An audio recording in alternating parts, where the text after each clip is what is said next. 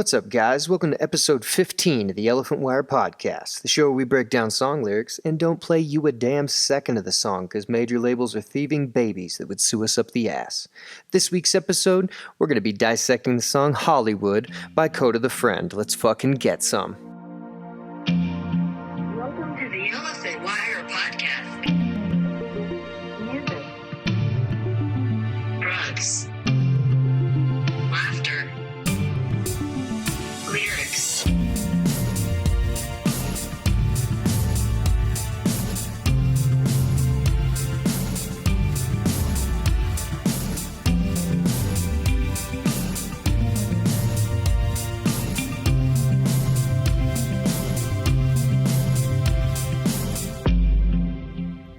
What's good, everybody? How are you feeling out there? It is a beautiful evening here in Denver, Colorado. Gorgeous weather out today. It's about 25 degrees. Balming sunshine. That dry cold. You don't even notice it. But I'm stoked. I'm stoked to get into it right now. I discovered Kota the Friend actually on Instagram. I was cruising through Instagram one day and I saw this video of this young fella, and he was freestyling over Redbone by Childish Gambino. And I went into work the next day, and all my homies that were, all my hip hop friends that I had at work, I had my metal guys that I hung, I had my pop punk guys, and I had my buddy that I'd listen to Johnny Cash with when we were working together. And, so I went to my hip hop guys and I was like, oh, I discovered this cat named Kota the Friend. And they were like, literally in the last 2 days, like he came up on a radio and I was all about it. So it's kind of funny. All the homies that I hung with at the time, like we all kind of discovered him at the same time. And that was pretty cool. And also if you have the opportunity, go check out his freestyle he did over Redbone. It's dope. He's a pleasant young fellow, to say the least. But I discovered him a short time ago for all accounts and purposes. And I have been so incredibly impressed by the way he carries himself, the way he presents his art, and just the way he approaches hip hop in general.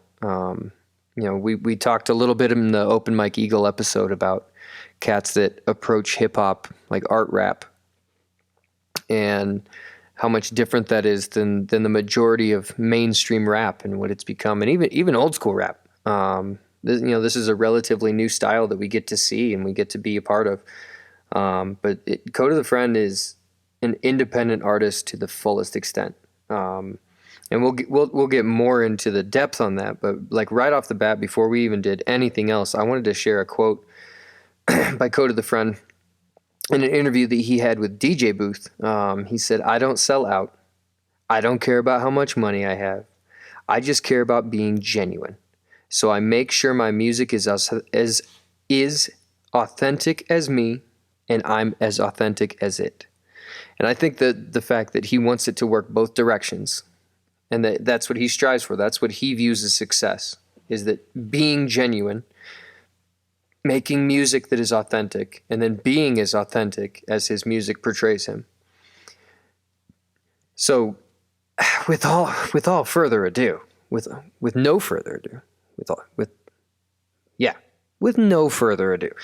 fucking dive into it. Now, here's an interesting one. When you start to research Kota the Friend on the internet, you'll find out very quickly that you don't have a lot of info on him. He doesn't have a Wikipedia page.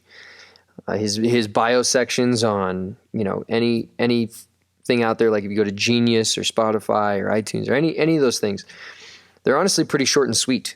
And it's almost kind of creates this like shroud of mystery around him, if you will. However, the real reason would be the fact that, without some big, giant, intrusive, big label record deal, they're the ones that do that shit for you.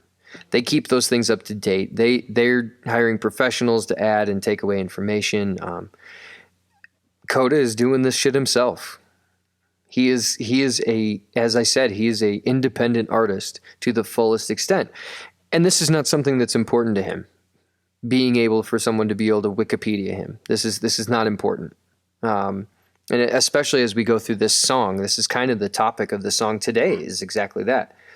But he does not spend his time there. And in that same interview that he did with DJ Booth that we were just talking about a second ago, he makes one of the most genuine statements I've ever heard from a musician of any caliber. Honestly, he says, "I want to show people there's a light at the end of the tunnel. On top of that, I want to hold the light. I've been through a lot. We've been through a lot, but it's always going to be okay. I'm trying to give people kind of a map to get out of depression." And this statement that he's making, this is actually in an interview where they were talking about the album that we're going to be going through today, the album Photo, Photo, is what the context of that was. And as we get more toward actually looking at the album itself, we'll probably reference back to that quote a little bit more. But as far as what we do have on Kota, what we do know is that he is from the downtown section of Brooklyn, New York. And at a very young age, he was exposed to hip-hop and R&B and jazz and soul music. And it was during a very, very infamous 90s era of hip-hop and R&B. By the time Kota was 8, just a young lad himself of 8 years old, he joined his school's music program, and he actually really excelled as a trumpet player. In high school, he was a leader of the trumpet section, and he, while progressing so much in trumpet, and obviously with lessons and being leader of the trumpet section in band, obviously the cat is just surrounded by that. However, in his off time, in the time that he had to himself, he taught himself to play guitar and piano. And this is something that a lot of times, like whenever I first started playing guitar, the hardest part that I had was I had piano lessons when I was a kid, but I never was able to read music. And so it made my path of learning to play guitar and like learning music theory and things like that, it made it so much more difficult, to where the direction that Kota went at it, I know for a fact that when he started playing trumpet, around the age of 8 or, somewhere in that space or span, I know for a fact that he very early on understood music theory. And that is something that is priceless. If you are a young musician out there, or if you are a budding musician, do not discredit the point of music theory. It is absolutely important as you go forward in your career. And yes, there's something to be said about playing from the heart and playing from the soul, and letting your feel and letting your vibe at the time dictate your beats per minute, or however you want to look at that. However, when it comes down to it, you have to understand music theory, and that's one of the things that after a year of college, Kota the friend, we're just going to start calling him Kota. After a year of college, Kota ended up leaving school and just moving back to Brooklyn to really buckle down and focus on music. He was like right whenever he got home. He started playing music with a few different cats, and he was dealing with a pretty deep cycle of depression, and it stemmed really from kind of a lack of income that he was having, and he was trying to do everything he possibly could to not get a 9-to-5 job. To be able to make ends meet. He wanted so badly for music to be the only thing he needed to focus on. So around the age of 19, like I said, after a year of school, around 19, he started getting more into cinematography. Because most of his friends, because of the circles that he was in and the cats that he rolled with, they were all very artistic, and they needed, that was an area in his friend group that he saw that was a void that needed to be filled, was cinematography. And he instantly excelled at the craft. He really did. His artistic ability, his his genius, his personality, all of it played together so beautifully that he really excelled in that. And I thought that was so funny that like the way that he looked at it, he didn't look at just what's going to make me some money. He looked at his friend group and said, what could I add to the people around me that would also benefit where I'm trying to go? And this is something that, like I said, I am so impressed by Kota and his career and the way he carries himself, because this is the kind of cat that he is. Whenever he needs something else, whenever he needs that next step, whenever he needs to get somewhere, he looks at the people around him first to see, okay, where can I benefit the people around me as well? Where like that quote that we read a minute ago. I want to hold the light. I want to be part of the light at the end of the tunnel. I want to be part of the success. And I like we were talking about it a minute ago. I mean, Kota keeps his shit as independent as any artist could ever dream of. He really does. And he's even been quoted at points in saying that he has turned down 3 major label contracts. And at the same time, I mean, do we even chase the curiosity of like how many smaller contracts he might have been presented with, whether it be like distribution contracts or something of that nature? I mean, to turn down 3 major label contracts, I mean, to turn down the first one, like, okay, fine. It was a bad deal. It was a raw deal. Turn down the second one. It's kind of a power move, a little bit, because of how evil and how huge and how convincing major labels can be. And to turn down a third contract, that was the middle finger. That was, don't fucking speak to me anymore. It had to have been. And at the same time, I mean, he, once again, like, in the episode we were talking about Chance the Rapper, and Chance the Rapper retaining his independence as he's grown as an artist. I mean, this is the beautiful thing, is whenever, I want so badly of these cats to succeed so badly because of that, because I want them to hold that middle finger to record labels and giant music industry fucks. I want them to succeed so that people can finally start to see, like, oh, I don't need them. That is selling your soul to the devil. Like, I don't want that at all. But let's start to get into a bit of his career. In February of 2018, he released his first full album, and it is called Anything. In the album that the song we're talking about today, he released on May 15th, 2019. That album's called Photo. And it is a fantastic album front to back. Definitely recommend giving it a listen. And then in May of 2020, Kota the Friend released a new album called Everything, being his newest album. So we have an album called Anything, Photo, and Everything. The albums Anything and Everything, the overall scope to those and what Kota wanted them to be is exactly what their namesakes are. So that first album, Anything, it was kind of just a culmination of so many different ideas and so many different song ideas, and just topics, and he really just wanted it to kind of be an overview almost. Everything is very similar. However, it more dialed in the sense of what is everything to you. So if there's anything sitting in the room, anything is sitting there, what in that room would be everything to you? That whole idea of, like, if your house was on fire, what would you grab? That's kind of what his point was with his newest album. Was what can you not live without? What do you have to have?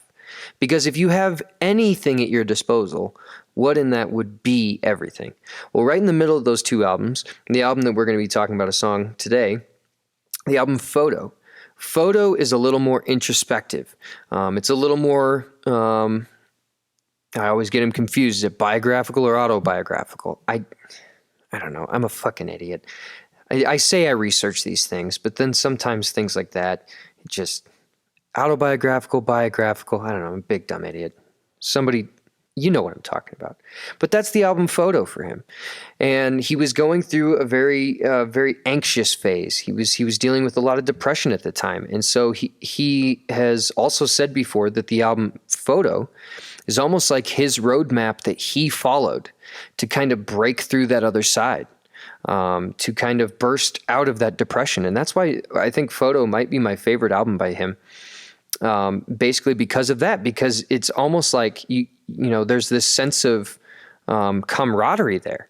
So many of the things that he references, so many of the topics and the way he goes about them.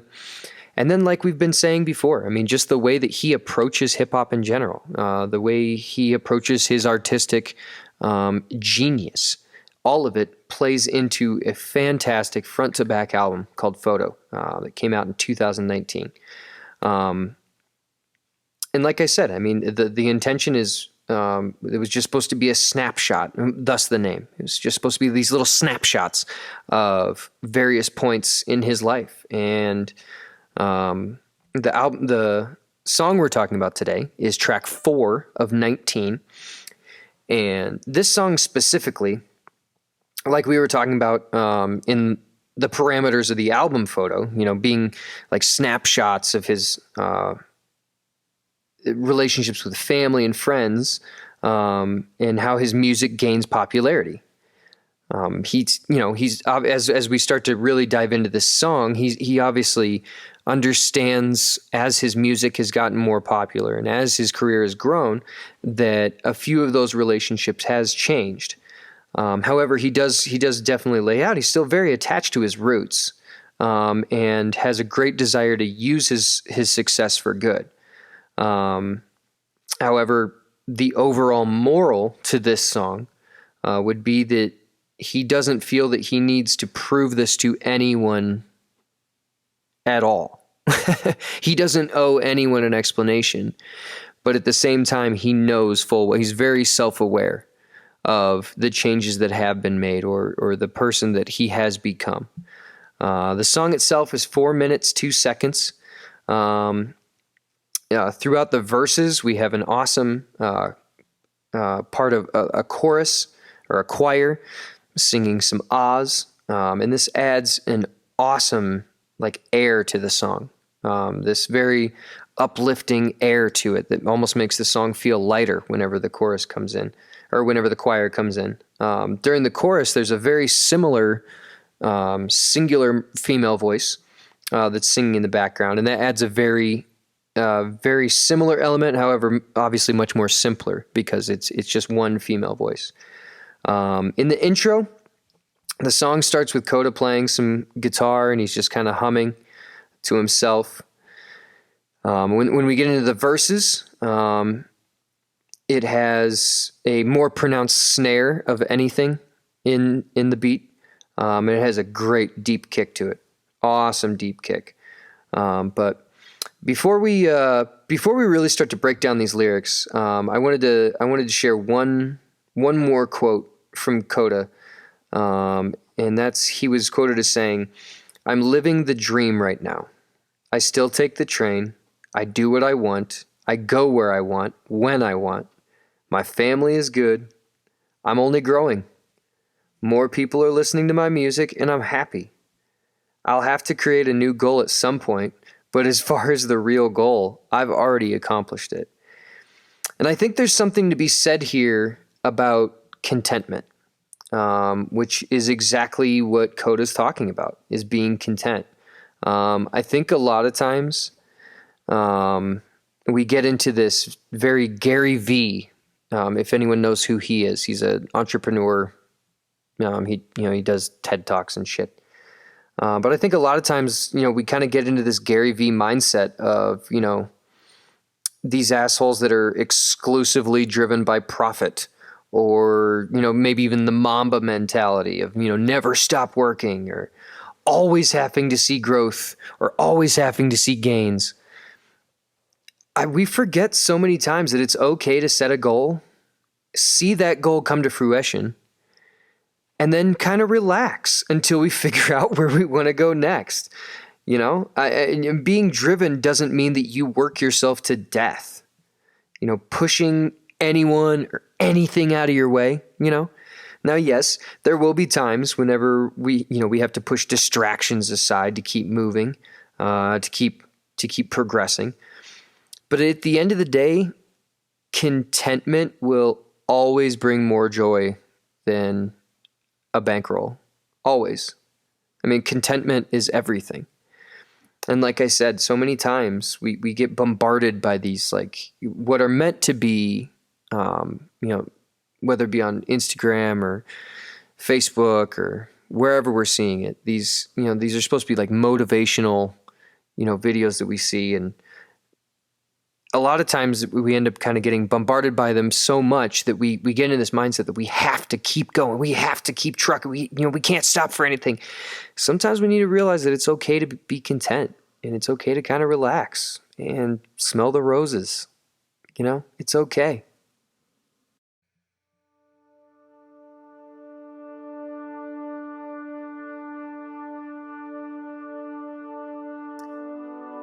Yeah, I changed up. I'm a new me. Ain't no counting money finna woo me. Smack you if I see you wearing Gucci. I've been doing good though. I know you ain't asked, and you really wanna throw shade. I know all about that. I know all about you. Thought I couldn't bounce back. Made a hit without you. I've been on my Zen shit. Family is good. I'm investing in a crib now. I've been meditating all week. A lot of colors in the fridge now. I ain't finna argue with those kings over dumb shit. I don't think I'm better. I'm just dealing with enough shit. If you want a favor, I'ma hit you on my own time. Where the fuck was you when I was running for the bus? I don't give a fuck.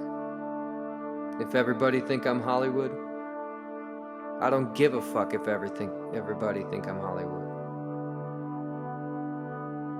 If you talking about self-love, I can be that.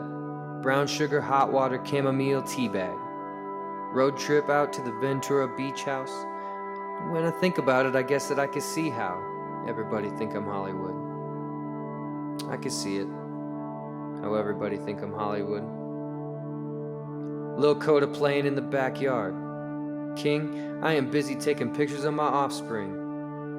A lot of folks need a whole lot. Wish they had more. I'm okay. Find joy in the small things.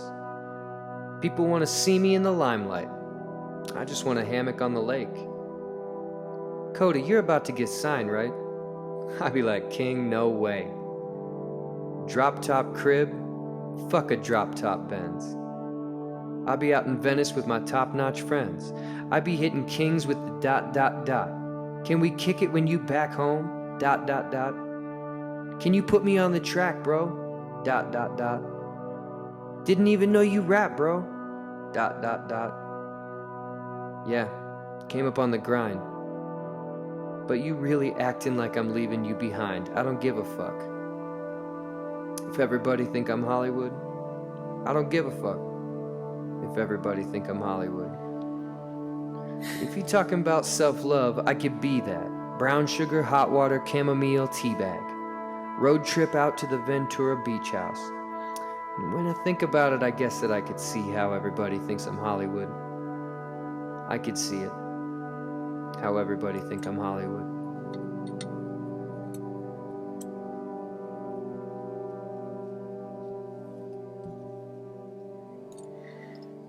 Kota, Hollywood. Absolutely fantastic song. Let's start diving through it, man. First line. Yeah, I changed up. I'm a new me. It had only been a year since his last release. However, the mentality he entered this album was very different. I mean, we were talking earlier how that first full album that he released was Anything. And like I said, that was more of a broad scope. That was more of a general album as far as, everything, anything that anything that had been a part of his life to that point was really what made that first album. To then go into Photo and photo being those snapshots of him either going through depression or coming out of depression, or dealing with anxiety, or bouncing back from, feelings of anxiety. And so to come into this song, yeah, I changed up, I'm a new me, because of what we know about this album in general. This is one of those areas where he dealt with a little bit of depression, obviously, and he dealt with a little bit of feeling alone, maybe. And he says right off the bat, ain't no counting money finna woo me. God damn it! I'm sorry, I've been drinking, folks. I'm gonna do my best to not fuck up every single word I read on this. Going through these lyrics, ain't no counting money finna woo me. Smack you if I see you wearing Gucci. This is one of my favorite things about Kota in general, because this is something, the more you listen to him, you hear a lot of lines that are very similar to this. And that's how fucking level-headed he is. He's never nearsighted whenever it comes to things like this. I mean, if you follow him on Instagram, you'll know that he just bought a house not that long ago. And he bought a house in his old neighborhood to actually have a place where he called it home for so long, to now be one that is back in that same area and being a part of the success of that neighborhood. But he raps quite a bit about being a centered individual with goals and with priorities. This is something that he brings up a lot in a lot of his lyrics. And the next lines that he gets to is, I've been doing good though. I know you ain't ask and you really want to throw shade. And this is a priceless feeling in life, that, of being able to humbly and respectfully share that life is good to a person that straight up wants to see you fail. I mean, there's nothing like that. And we've all had someone in our past that, or maybe even in our present, that we know for a fact they straight up want to see us fail. But being able to humbly and respectfully be able to say to them, I've been doing good though. And I don't mean it out of a sense of, I hope they can go fuck themselves sooner than later. But I mean that exactly what I mean. Humbly and respectfully being able to say, I've been doing good. I know you didn't ask, and I know you just want to see me fail. I know you just want to throw shade. But I've been doing good. That's me. And he keeps going. He says, I know all about that. I know all about you. Thought I couldn't bounce back. Made a hit without you. And this is obviously a slight at someone who, what it would seem like, was previously involved in his music. This could be a producer or a beat maker, or, some form of management. Again, the way he responds to criticism is through his actions. Thought I couldn't bounce back, made a hit without you. The person walking out of the room, or walking out of his life, or walking out of that relationship saying, you won't be anything without me. I was everything. And being able to say, thought I couldn't bounce back, but I made a hit without you. I've been doing fine. And he keeps going to say, I've been on my Zen shit. Family is good. We investing in a crib now. So back in 2019, whenever he was making this album, this is when he started working on getting everything in order. I'm sure he'd been working on it for a while, getting everything in order to be able to buy a house. And he references it in this song. And, it's awesome to either look at it you can look at it from two different ways. We can look at it as premonition of, this is something that, by saying I've been on my Zen shit, something that he had been wishing to fruition. However, that's only half of it. Something that he had been working on and working toward for that long. Putting in the work to be able to get to a point where he is completing that goal, where he is checking that box and saying, yeah, I invested in a house. And in the very next line, I've been meditating all week. He keeps his mind right, staying centered with all the confusion around him. Because I can only imagine, whenever you get to a point where your music is as popular as his is, when you retain your your independence, how many things fall on your lap. And that is one of the very attractive things about whenever the big label comes around with that big deal, because they wave the money around. They also wave things like this around, that you don't have to do everything yourself. We'll take care of that for you. We'll take care of that for you. But everything else that comes with that deal, that comes with that exchange, is only going to leave you high and dry. I mean, very few musicians actually make it out of that first contract, and they end up just being in debt for years, to where Kota, retaining his independence, turning down these deals, staying on his Zen shit, meditating. His family's good. He's bought a house. He's doing just fine.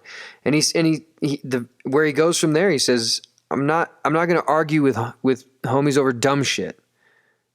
I don't think I'm better. I'm just dealing with enough shit. And this is a fantastic way to live life in general. Even just calling it out in the moment. Like, look, I'm not better than you. I just don't spend my time arguing about things I can't change. Like, for real. Like, I'm going to walk away from this conversation because this is not the way I spend my time. This is not conducive to either of us. This isn't going to help either of us. This isn't going to help either of us progress. This conversation isn't going anywhere. I don't think I'm better. I'm just dealing with enough shit. And this is, like I said, this is a fantastic way to live life. This is advice that I would love to impart more in my own life. I have too much of a mentality to be combative in those situations. And I need to be more like, look, I'm not going to argue with you over something stupid. I got my own shit going on. Figure it out. And the very next line he goes to is, if you want a favor, I'm going to hit you on my own time. Where the fuck were you when I was running for the bus? And this is a pretty standard line of reasoning, obviously. Why the fuck would I help you if you've never once helped me? Like, especially seeing as how the premise of this song is about how his music has gotten so much more popular, and that favor is most likely someone wanting him to hey, can you give my mixtape to someone, or they like someone wanting to ride his coattails. Most likely, hey, can you introduce me to so and so, or all of the hypotheticals that could go in any direction, because what does he reference whenever of why he does not feel any necessity or any emergency for someone's request in that area, is because where the fuck were you when I was running for the bus? Like, when I was grinding, whenever I was doing everything I possibly could to get my career off the ground, where were you during that time? Okay, so now that I'm there, now you expect me to just like pick up my coattails and bring you with me? Like, no, I don't owe you that. And he goes in the chorus, I don't give a fuck, is the first line of both chorus. And what does he not give a fuck about? If everybody thinks I'm Hollywood. And he says it twice. I don't give a fuck if everybody thinks I'm Hollywood. And he can, by repeating this twice, clearly that label is not going to affect his line of thinking. He's not going to change anything. I don't give a fuck if everyone thinks I'm Hollywood. However, if you're talking about self-love, I can be that. And then he then describes what self-love is to him, and that's brown sugar, hot water, chamomile tea bag. That is self-love to him, is a glass of tea to be able to sit down and enjoy. I mean, that's what he does concern himself with. That is his self-care. He doesn't sit down and concern himself with what other people think about him if people think he's gotten too Hollywood. And then he kind of goes into some other things that are important to him, which is a road trip out to a Ventura beach house. And, thinking about what that might entail, it might sound luxurious, like, oh, going out to the beach house in Ventura. However, at the same time, like, I've been to Ventura a couple times. Like, you can find plenty of places that are just Airbnb price. Like, you don't have to get crazy. You could be very appropriate out in California if you really want to. The places exist. But then right after that, he says, when I think about it, I guess that I could see how everybody thinks I'm Hollywood. I could see it. And it's funny that he starts to list his weekend hobbies. Like he just lists that one thing, road trip out to the Ventura Beach House. But then he almost instantly is like, okay, yeah, I mean, I guess I could see it. Fair enough. Like, you know, he knows his intentions. He knows what his goals are. But when he steps back and looks at himself from an angle, he can even say, like, all right, I get it. Like, it still doesn't affect his line of reasoning, and we'll see that as the song continues on. This is not something that's going to change his actions, but he is for a moment here almost indulging the question or indulging the thought process. And we get into the second verse, and we got Lil Kota playing in the backyard. I'm busy taking pictures of my offspring. Lil Kota is what Kota refers to his son as. And he puts up plenty of pictures of his son on his Instagram, and the majority of them, his son just playing in the backyard. Once again, this is what he actually concerns his time with. And as the song continues on,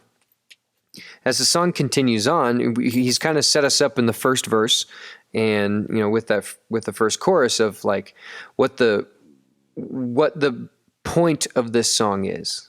And it's that, look, if you think that being Hollywood and if you think that living a specific lifestyle is what is actually important to me, it is not.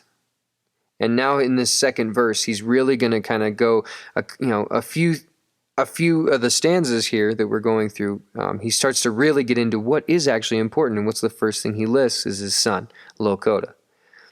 And the very next line, he says, a lot of folks need a whole lot, wish they had more. I am okay. I find joy in the small things.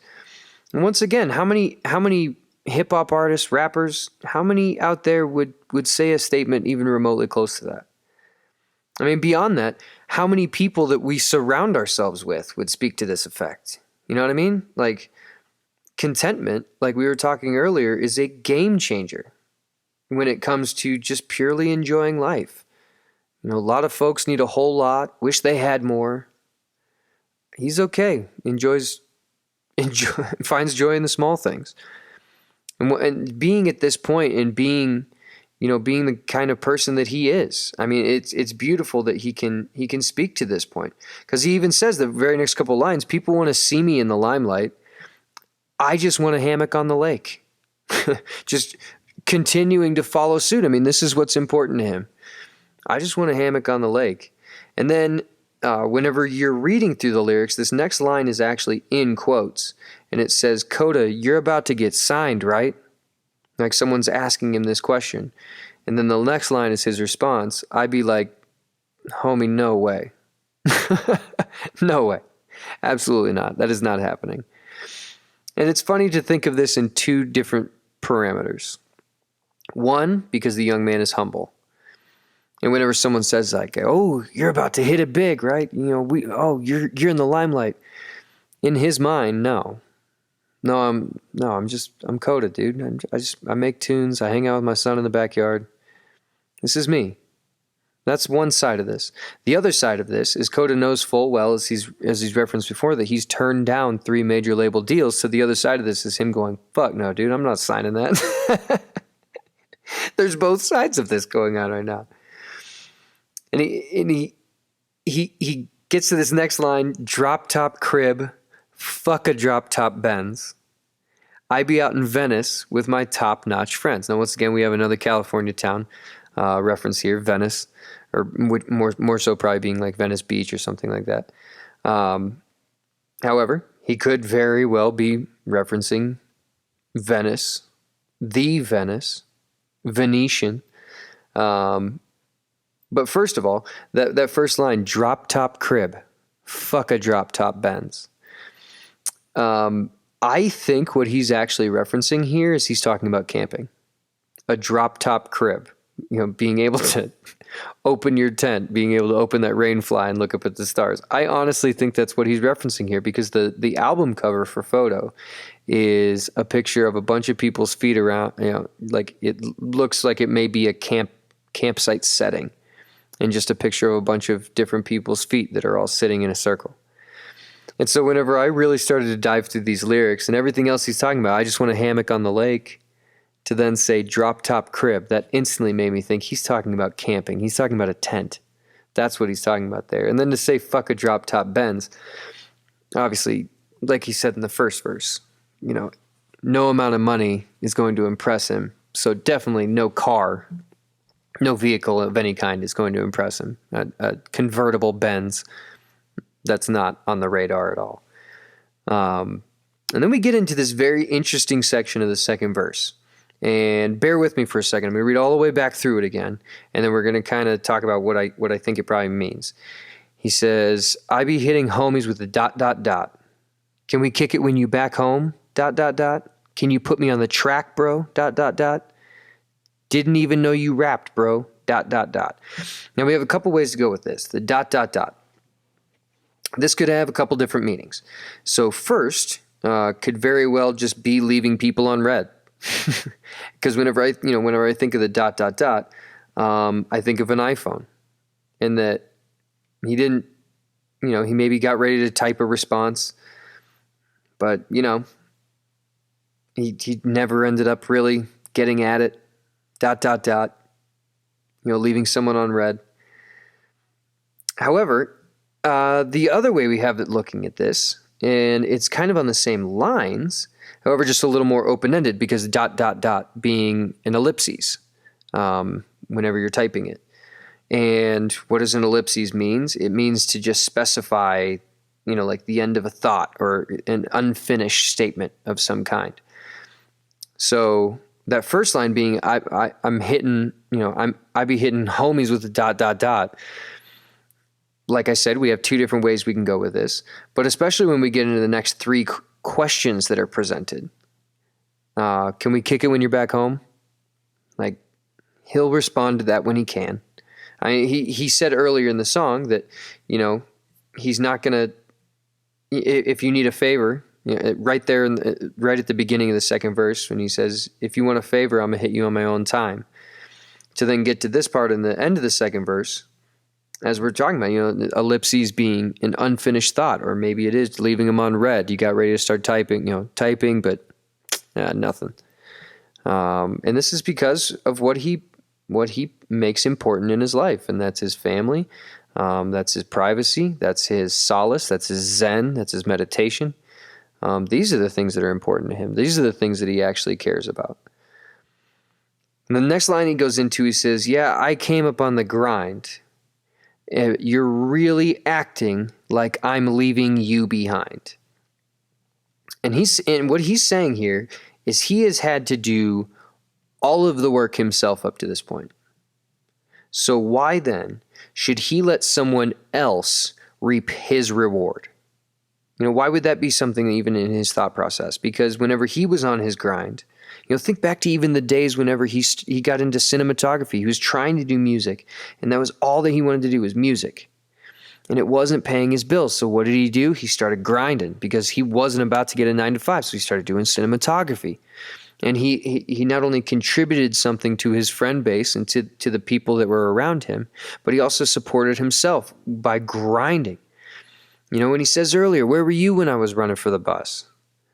So to now say, yeah, I came up on the grind, and you are acting like I'm leaving you behind. This is someone that is too lazy to walk up a ladder to get onto, the next level. And after you are halfway up that ladder, they're complaining that you're not taking them with you. And just the same, the difference between humility and letting someone take credit for your work. I mean, that's what we have here, is being, there's a difference between being proud of what you've done and being a complete asshole that's full of yourself. They're two very different things. And to say, like, to walk that line, there shouldn't even be a line to walk. There's a difference between the two. Everyone should absolutely be proud of where they've gotten. If you've worked hard to get where you are, you should absolutely be proud of that. You should absolutely be stoked on yourself. But there is a big difference between that person and the person who is straight up just a fucking asshole. There's someone who wants everyone to know how far they've gotten purely for the reason of because they're there. We go into the last chorus that we have here. And he, once again, I don't give a fuck. If everybody thinks I'm Hollywood, I don't give a fuck. His actions are not going to change.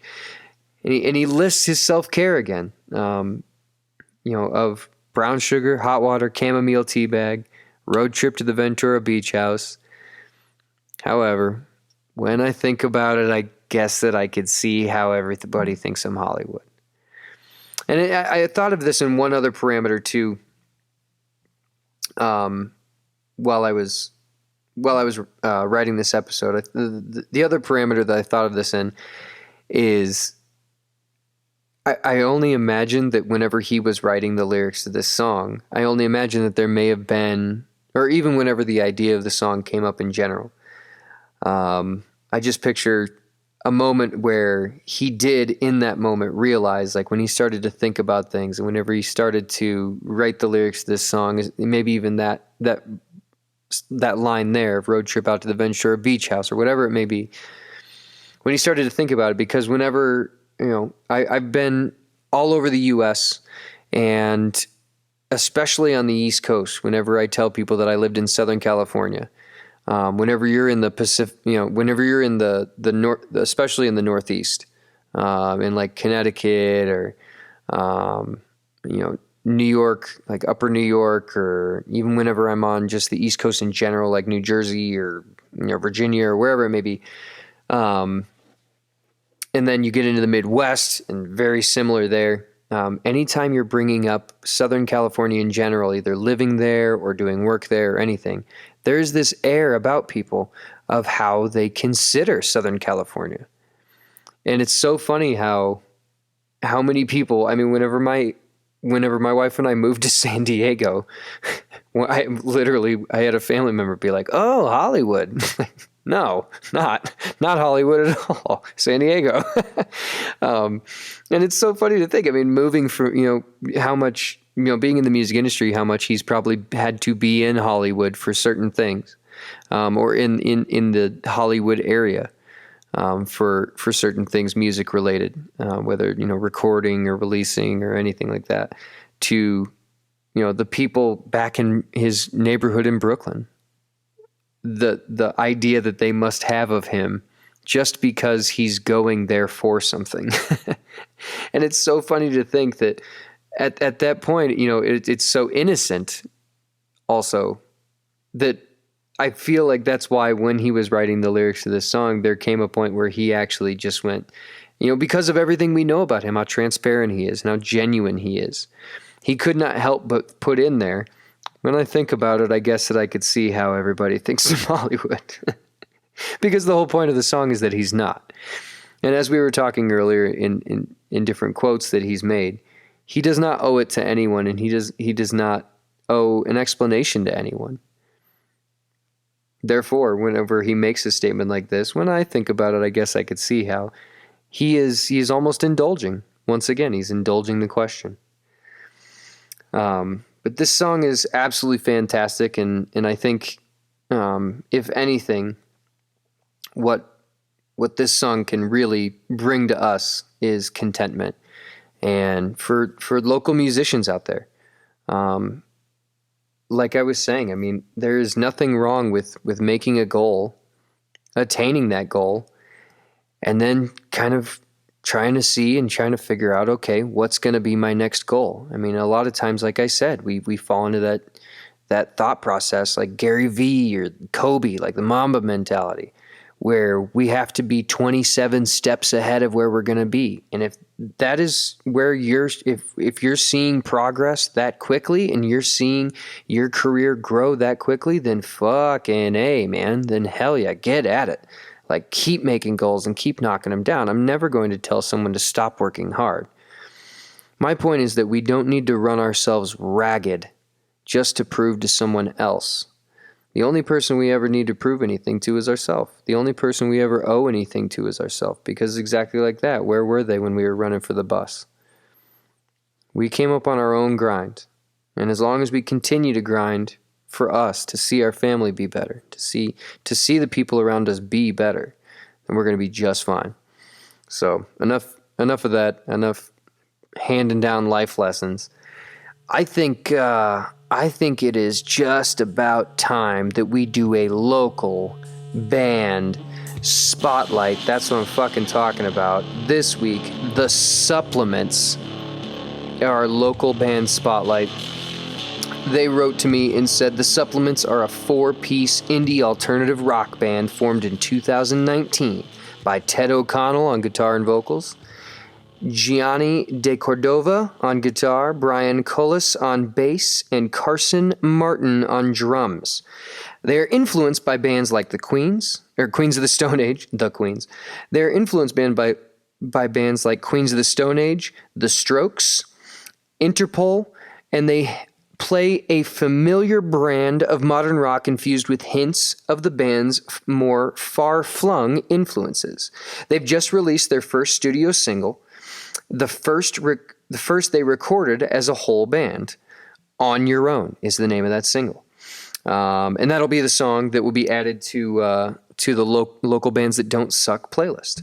Currently, the band is working on recording some new tracks to be released over the next few months. Ted and Gianni had been best friends since high school, and in 2017 they started a band called The Dartboards. It's a good name. I like that.